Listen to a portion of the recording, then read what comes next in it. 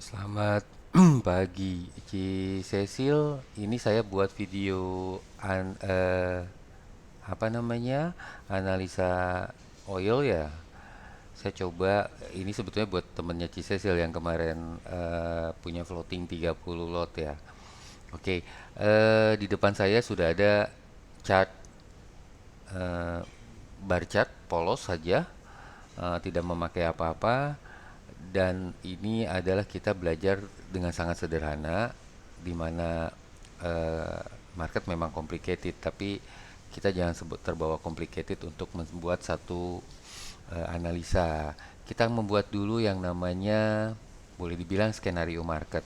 Skenario market itu nanti akan membuahkan satu analisa, dan analisa itu kita yakini itu akan membuat sebagai satu sikap pada waktu kita bertransaksi. Oke, kita secara garis besar kita lihat dulu bahwa oil ya seiring dengan keterpurukannya US dollar memang boleh dibilang melemah ya dari 2022 sampai dari 2002 bulan Februari sampai dengan Desember, bahkan sampai boleh dibilang tahun awal tahun ini.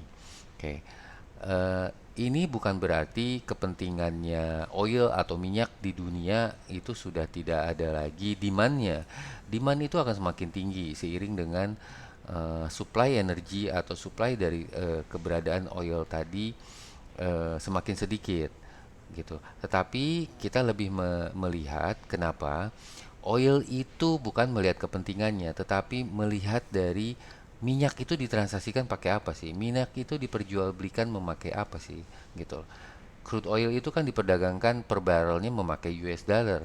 So, yang harus dilihat sebetulnya adalah bukan kepentingan minyaknya yang ada di dunia berdasarkan katakanlah sebagai Timur Tengah yang sebagai pengekspor, lalu Amerika lah sebagai pengimpor karena Amerika adalah negara pengkonsumsi terbesar minyak, tapi bukan berarti Amerika tidak punya sources sendiri di minyak gitu loh. Itulah jeleknya Yahudi ya, bahwa dia harus mengeksplor dulu punya orang, baru nanti kalau orang habis dia jual punya sendiri gitu. Oke, itu sih joke aja ya. Nah, kita coba lihat melihat kasusnya temannya si Cecil semalam. Jadi itu Delhi, jadi Delhi memang boleh dibilang barnya tadi malam itu atau kemarin itu saya bilang memang turun. Tetapi bar turunnya memang tidak sesadis yang diperkirakan atau yang boleh dibilang dikhawatirkan, karena memang tujuannya adalah ini yang paling bahaya kalau sampai ke kisaran 70 dolar per barrelnya, jatuh sekitar 2 dolar lagi dari harga yang memang kemarin sempat paling rendah adalah di kisaran ini gitu loh ya. Nah, kita buat dulu di 4 jam. Di 4 jam itu kemarin saya buat range-nya ya di 74,38 dolar, lalu bawahnya di 72 dolar. Harga bergerak sempat semalam itu naik ya, keluar dari batas range ini, tapi tidak di follow up di bar-bar berikutnya atau di batang-batang berikutnya. Nah, sekarang kita buat lagi range-nya. Kenapa kita harus buat range? Agar biar kita tahu berhadapan resiko yang kita hadapi adalah market kalau bergerak melampaui garis yang memang sudah kita buat atau range-nya. Kita tahu range-nya kemarin di sini. Oke. Em, ini kita hapus saja. Oke. Nah, sekarang range-nya sudah tidak bagi di sini tetapi di 73 dolar poin 52 sen ini, atasnya di 74 dolar 98. Ya, kita lihat dulu. Kalau hari ini dia follow up dan break di area 74,9 atau 75-nya break, maka buy-nya Cici yang paling bawah itu mungkin bisa terselamatkan, dan kemungkinan terbesar market bisa kembali lagi ke area ini. Kenapa ke area ini? Karena memang sebelumnya pernah terjadi di sini. Kenapa kenapa harus lihat sebelumnya pernah terjadi? Karena market adalah sebetulnya apapun itu bentuknya adalah pengulangan. Di mana di teori belajar yang namanya history repeat itself. They believe Yahudi itu sangat-sangat percaya betul dengan sesuatu apa yang terjadi di masa yang akan datang itu hanya cuma pengulangan di masa yang sebelumnya. Mereka tuh sudah buat gitu, apapun rencana di masa yang akan datang mereka sudah buat gitu. Jauh-jauh sebelum memang ini terjadi gitu. Mereka percaya itu dan mereka buktikan gitu loh. For example, yang paling gampang dan yang paling viral itu adalah eh, jadinya Donald Trump sebagai presiden Amerika itu sudah ada di Bart Simpson 4 atau 3 4 tahun, 4 tahun atau 5 tahun sebelum Donald Trumpnya sendiri jadi presiden. Di kartun itu sudah diberitakan bahwa Donald Trump akan jadi presiden dan Donald Trump jadi presiden beberapa tahun setelah kartun itu memang selesai gitu loh. Itu salah satunya. Jadi angka pun sama ya. Jadi apapun mereka percaya bahwa ini adalah satu bentuk pengulangan. Kalau memang area ini break, tembus, maka dia akan mengulang di area ini berikutnya sama seperti ini. Dan range-nya kita tarik lagi ke atas supaya kita agar tahu average supportnya ada di mana. Jadi average support ada di 72 dolar, 74 sen. Ini adalah support di daily-nya, ya. Boleh dilihat. Meskipun kita lihat hanya cuma 4 jam. Kenapa? Karena 4 jam berturut-turut 3 kali adalah menentukan daily hari itu. Ya, kemana akan kemana.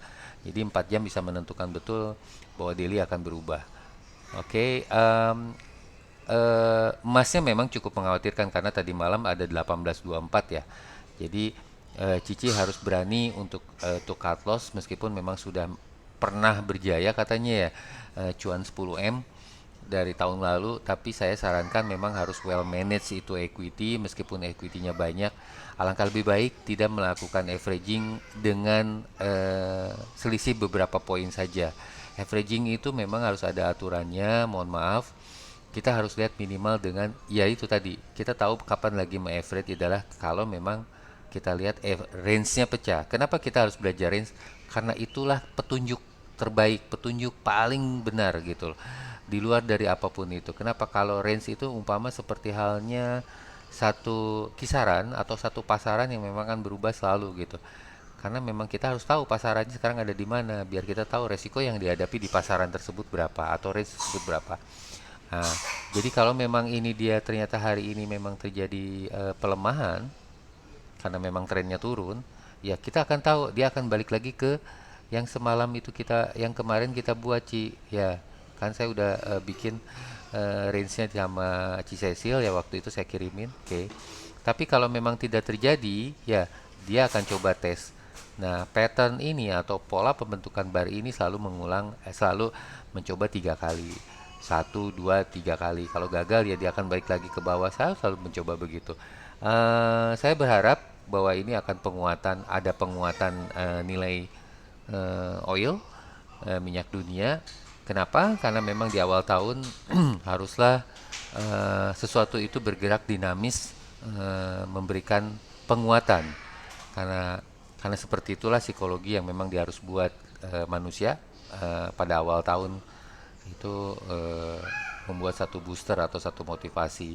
Saya sih lihatnya memang harusnya minyak agak menguat ya sampai level balik lagi ke level 76 dolar, tetapi bisa saja salah karena memang tren secara keseluruhannya memang kita lihat balik lagi ya, trennya memang di push di bawah 75 dolar per barrel.